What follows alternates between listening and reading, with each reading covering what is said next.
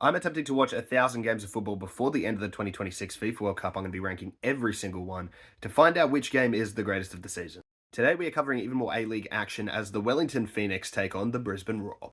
Now, going into this game, I was sort of predicting a tight match, maybe in favor of Brisbane, to be honest.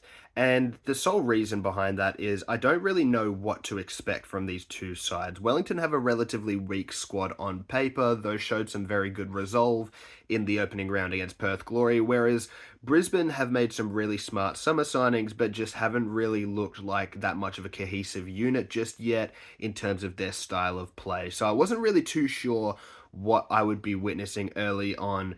And to be honest, the game was really slow to start off. Neither side really sort of grabbing the momentum from early on. It would come until late in the first half before we would get the first goal of the game. That would be when Justin Vidic was sent through and managed to show some great strength and then chipping Oluwayemi in goal to make it 1-0 to the Brisbane Roar going into the halftime break.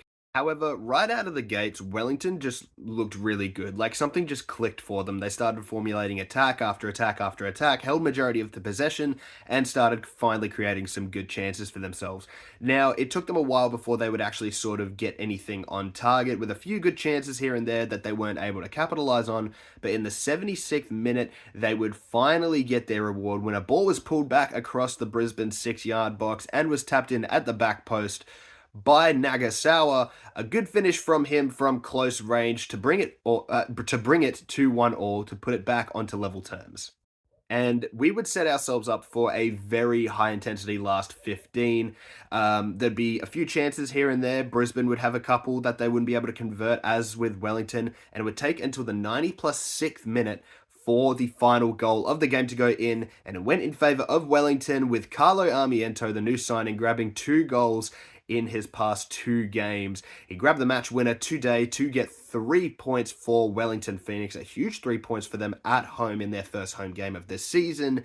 And for a Wellington side that doesn't look that great on paper, they played very well today, so credit to them.